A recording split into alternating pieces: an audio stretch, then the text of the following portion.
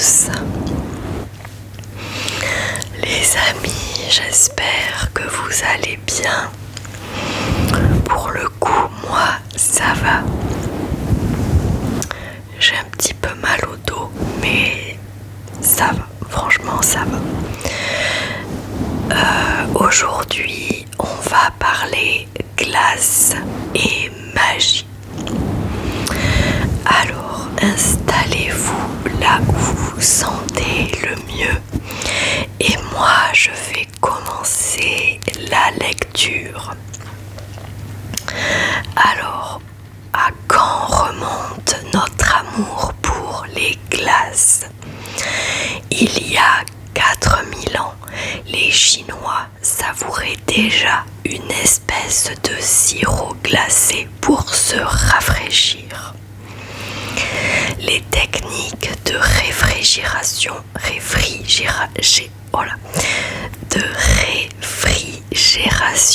moderne semblent indispensables à la confection des desserts glacés.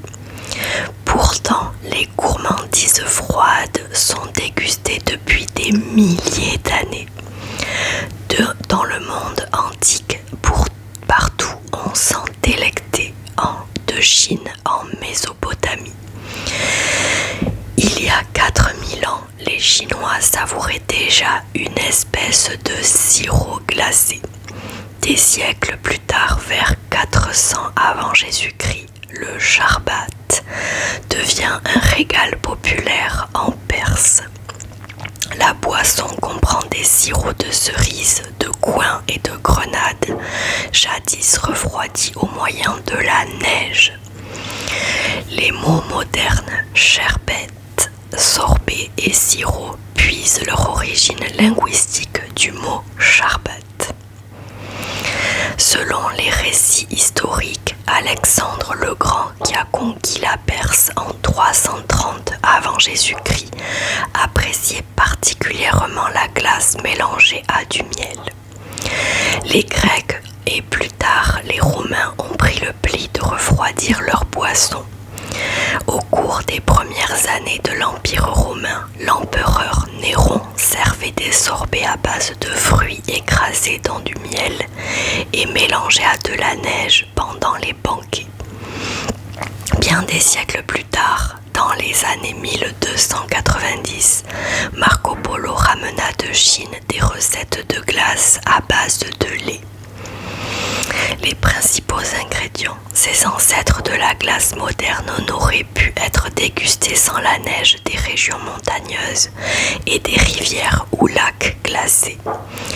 Après avoir rassemblé les produits froids, les manutentionnaires les emballaient avec de la paille et des branches pour réduire la vitesse de fonte en les transportant de la montagne vers les zones urbaines.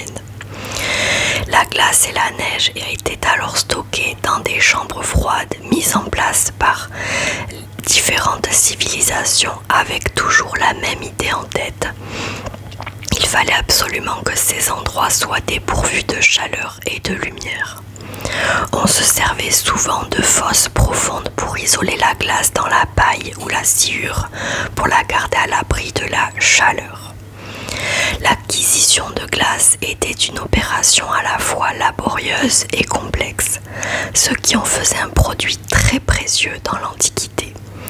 Au Moyen-Âge, la neige était toujours apportée des montagnes et conservée dans des chambres froides à travers l'Europe.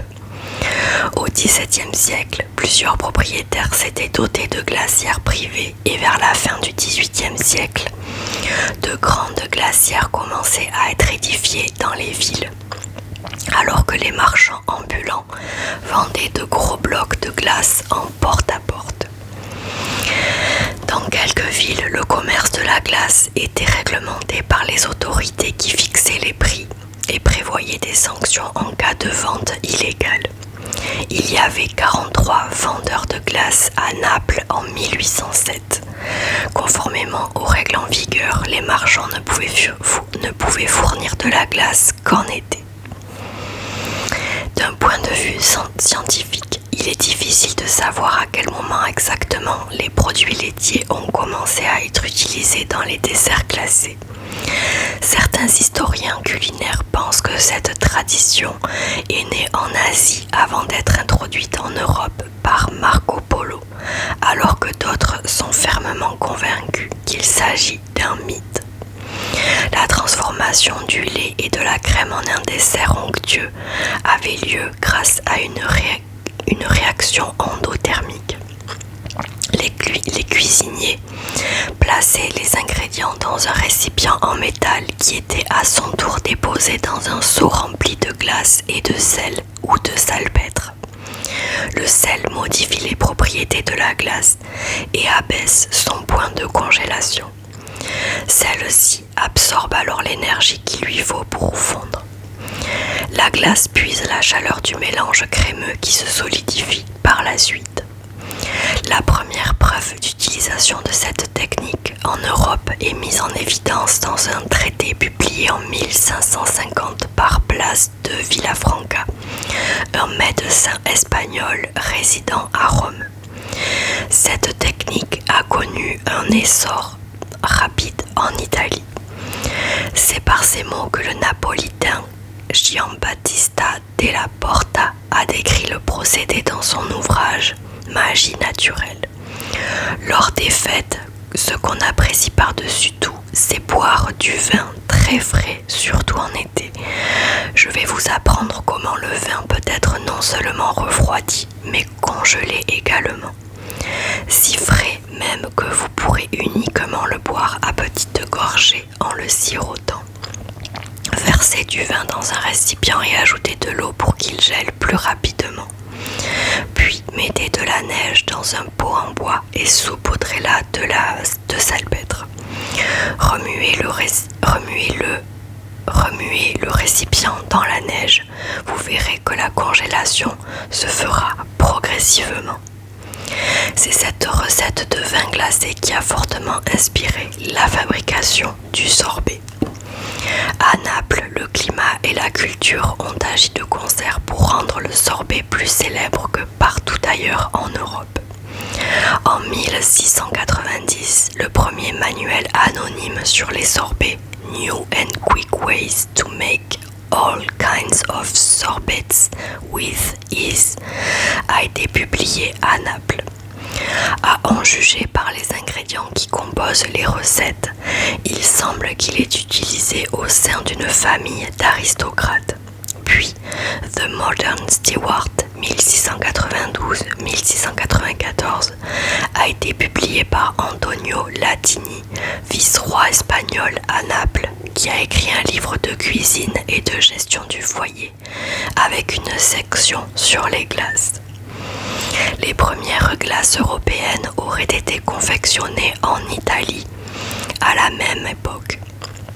Les recettes se sont répandues en France au XVIIe siècle, puis en Angleterre où elles ont eu un véritable succès.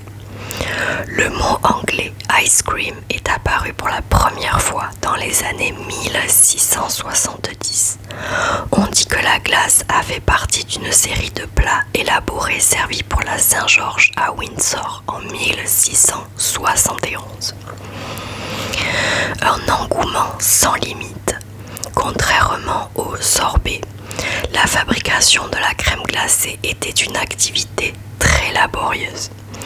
La glace devait être cassée à la main puis emballée avec du sel gemme pour remplir une grande cuve avant d'y placer un pot contenant de la crème, du lait, du sucre et des arômes.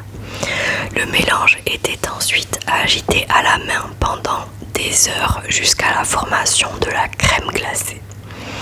Souvent, celle-ci était extraite et versée dans des moules en forme de fruits ou de fleurs.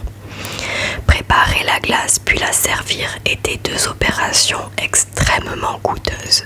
Pour cela, ce dessert dépassait largement les moyens de la plupart des Européens et était surtout très apprécié par les membres de la famille royale. Le sorbet a gagné en popularité dans les grandes villes européennes au cours du XVIIIe siècle. Les classes moyennes, de plus en plus importantes ont découvert les plaisirs des desserts glacés dans les boutiques locales.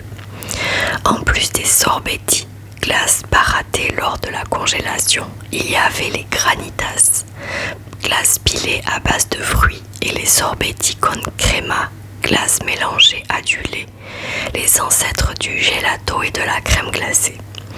Les manufactures royales de porcelaine comme celle de Sèvres aux environs de Paris ont commencé à fabriquer des coupes de crème glacée pour les boutiques et les maisons à mesure que l'engouement pour le sorbet se répandait au sein des familles les plus modestes.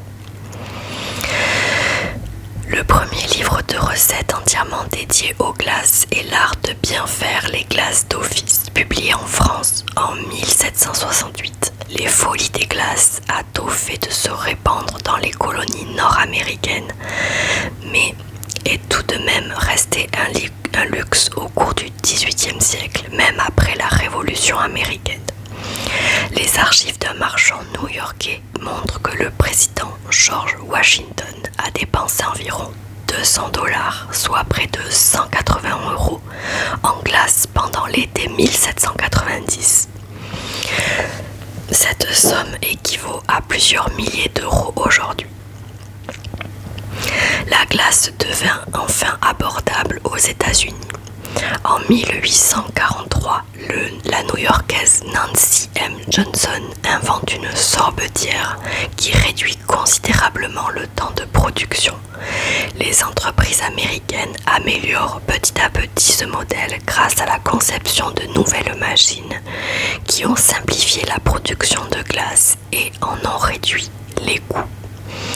En 1851, Jacob Fussell, un laitier de Baltimore, a mis en place les premières usines de glace, augmentant la disponibilité du produit.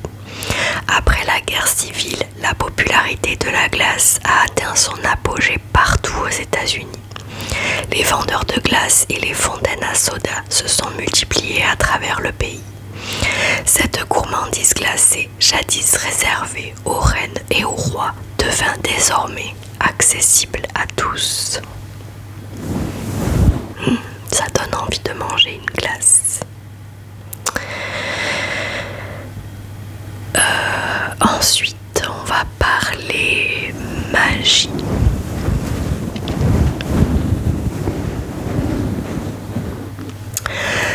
Alors, entre magie et foi, quels sont les secrets de ces tours extrêmes? Manger du verre, marcher sur du feu, avaler un sabre, ces actes qui choquent autant qu'ils ravissent tirent leurs origines de pratiques bien réelles et mythiques des ascètes hindous, musulmans, bouddhistes et jains.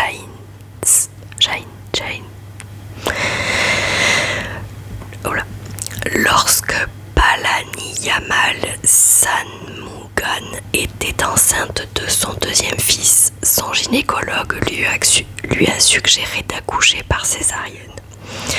Pensant qu'un accouchement par voie basse serait plus sûr pour elle et son bébé, elle a prié le dieu hindou Kartikeya. Elle lui a promis que si elle accouchait ainsi d'un bébé en bonne santé, elle lui exprimerait sa gratitude en se perçant la peau avec un trident lors de Panguni Uttiram. Il s'agit d'une fête hindoue au cours de laquelle les fidèles font passer au travers de leur peau des pics, des tiges et des aiguilles afin de rendre hommage au dieu et de le remercier d'avoir exaucé leurs vœux. Cela a été le cas de Palani Yamal. L'année suivante, un trident transperçait la peau de mon abdomen. Jusqu'ici, je l'ai fait à 13 reprises et à chaque fois, j'ai reçu ce que j'avais demandé. Si mon corps coopère, je le referai au moins 3 fois, déclare-t-elle à 50 ans. Ça ne fait pas mal, même lorsqu'il retire le trident. Le saignement s'arrête dès qu'on applique de la cendre sacrée sur sa peau. Les trous aussi se referment par eux-mêmes en 1 semaine. En Inde, Panguni Uttiram ne se trouve pas être l'unique fête religieuse suscitant l'accomplissement de tels actes de dévotion extrême.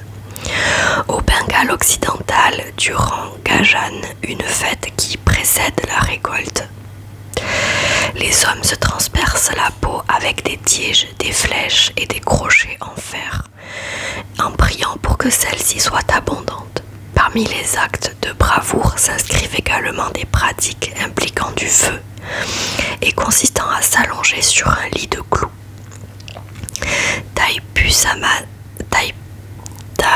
Thaipusam, une autre fête hindoue, comprend des rituels au cours desquels la dévotion est manifestée en marchant sur des charbons ardents et en transperçant diverses parties de son corps, notamment la peau, la langue et les joues. Lors du Garuda Tukam, les dévots sont suspendus à une grande structure par des crochets métalliques pointus qui percent leur peau. Enfin, durant Timiti, qui est célébré en Inde et dans d'autres pays dont les Fidji, Singapour et le Sri Lanka, les fidèles, y compris les enfants, marchent pieds nus sur des braises. Ce n'est pas de la magie, c'est de la foi, affirme Ram Lakshmi Tevar, un dévot de 39 ans. Les gens font passer des tiges et des tridents dans leur corps. Ils tirent des tuk-tuk, des voitures et des tempos à l'aide de crochets plantés dans la peau de leur dos. Dieu ne les laissera jamais se blesser. L'Inde et ses milliers d'années de religion et de magie. En Inde, la religion et la magie sont étroitement liées, se nourrissant et se renforçant mutuellement, explique John Zukbrisky, historien australien et auteur d'un livre. Il ajoute que de nombreux tours de magie consistant notamment à se couper la langue et à la reconstituer, à se faire enterrer et à marcher sur le feu et à restaurer des membres sectionnés trouvent leurs origines dans des pratiques à la fois réelles et mythiques des ascètes hindous, musulmans, bouddhistes et jains. Avaler des sabres, par exemple, est une tradition indienne vieille de 4000 ans, instaurée par des prêtres. Un rituel symbolisant le pouvoir spirituel et la connexion avec les dieux. De nos jours, il s'agit aussi d'une performance artistique qui s'est répandue dans plusieurs autres pays. Dans les années 1970, Swami Mantra, anthologie des magazines Swami et Mantra, a contribué à la diffusion de ces actes en décrivant divers tours de magie à caractère religieux, parmi lesquels avaler des lames de rasoir, manger des ampoules en verre et passer des aiguilles en argent d'un œil à l'autre. En Inde, le lien entre la religion et la magie remonte à l'époque des Védas, qui ont été rédigés entre 1700 et 1500 avant notre ère, indique John Z. L'Atharva Veda, connu le plus ancien monument littéraire de la médecine traditionnelle indienne, fait référence à des saints hommes nomades qui pratiquaient l'exorcisme, le contrôle de la respiration ainsi que la danse rituelle et pouvaient jeter des sorts à leurs opposants. La magie fait également partie des rites et de la vie de la cour du pays depuis des siècles, poursuit-il. Les récits bouddhistes de Jataka, datant du VIe siècle avant Jésus-Christ, par exemple, contiennent nombre de références aux charmeurs de serpents et avaleurs de sabres. Les nobles hindous et musulmans employaient souvent des illusionnistes, des charlatans, des farceurs, des bouffons et des clowns pour divertir leurs hôtes. Les ministres de la cour, les femmes du harem et les ambassadeurs de pays lointains. Ces artistes faisaient aussi partie intégrante des fêtes, des rituels religieux et des cérémonies laïques. Aujourd'hui, au début de leur performance, les magiciens hindous rendent souvent hommage à Varuna, dieu de la magie. Le public sait que le numéro du magicien est basé sur la supercherie, mais invoquer ce dieu laisse entendre qu'il pourrait être question de bien plus que cela. La magie et la religion en Inde de nos jours. Palani Yamal Shanmugam raconte qu'elle était âgée de 9 ans lorsqu'elle s'est fait pour la première fois transpercer la peau avec un trident. Souvent, lorsque la personne est affectée par un trouble physique, ce dernier est placé au niveau de la partie du corps concernée. Au fil des ans, elle dit avoir vu cette pratique libérer des individus de leurs problèmes physiques, émotionnels et financiers. Ma belle-sœur n'avait pas de maison à elle. Elle priait pour que sa famille soit à l'abri du besoin si on lui perçait la peau avec un trident chaque année jusqu'à la fin de ses jours. Elle priait pour avoir une maison à elle et pour que son fils fasse de bonnes études. Aujourd'hui, il travaille comme ingénieur. Il a construit non pas une, mais 7 maisons, soutient Palani Yamal Shanmugam. Il n'y a pas de magie là-dedans, c'est de la dévotion. Tout le monde ne considère pas la magie et la religion comme étant liées de manière inextricable. Ishamuddin Khan, un magicien de rue indien de renommée mondiale, se décrit comme étant profondément religieux, mais précise que sa magie n'a rien à voir avec sa religion, qu'il s'agit d'un art qu'il a cultivé tout au long de ses années de pratique. En 1995, à New Delhi, il a exécuté le tour de la corde indienne devant un public stupéfait. Ishamuddin Khan a réussi à faire tenir une corde dressée dans les airs, permettant à un enfant d'y grimper. Son exploit a fait les gros titres du monde entier et a été classé 20e dans l'émission 50, comment on dit 50 en anglais, 50 Greatest Magic Tricks, diffusée sur la chaîne Channel 4. Cependant, lorsque Shimamuddin Khan est revenu à New Delhi, la ville lui prêtait des pouvoirs surnaturels. Le magicien se souvient qu'un homme d'affaires lui avait demandé d'utiliser ces derniers pour empêcher sa fille d'épouser un homme déjà marié. Il pensait que j'ai des pouvoirs spéciaux parce que j'ai réalisé le tour de la corde alors que je vivais dans un quartier pauvre. Il ne croit pas au fait que j'ai travaillé dur pendant 6 ans pour maîtriser le tour, rapporte Ishamuddin Khan. Selon ses dires, même les personnes riches et instruites ont cette croyance. Beaucoup d'entre elles abordent le magicien après ses spectacles, le sollicitant pour qu'ils étudient leurs pommes et leur prédisent leur avenir. Si je le veux, je peux devenir gourou et millionnaire du jour au lendemain, révèle-t-il.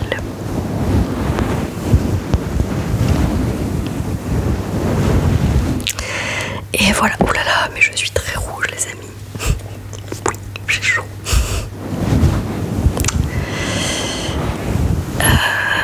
Oui, j'ai la peau très chaude. Oui, j'ai le ventilo éteint et je commence à avoir chaud.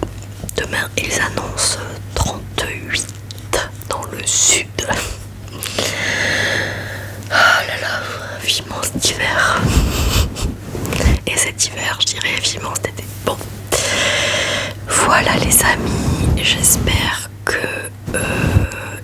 cette vidéo vous a plu. Détendu, relaxé, enrichi, intéressé. En tout cas, moi j'ai appris plein de choses encore une fois. Je suis très contente. J'aime bien tous ces trucs de... Bon, c'est un peu... pas macabre, mais... c'est un peu... je trouve pas le terme. Un peu sadique, hein, de faire tout ça là, de se transpercer la peau, la langue et tout ça. Mais...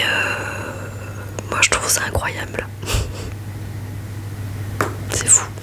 Bon, je vous laisse ici les amis. J'espère que vous allez bien. Restez à l'ombre, buvez de l'eau, soyez heureux. En tout cas, je vous souhaite tout le bonheur du monde les amis. N'hésitez pas à me laisser un commentaire, me laisser des petits pouces vers le haut, vous abonner, tout ça, c'est gratuit, ça me fait plaisir. Voilà, je vous fais de très gros bisous et je vous dis, croisons les doigts, il va faire chaud donc bon, je vais essayer. Je vous dis, on croise les doigts, à mercredi.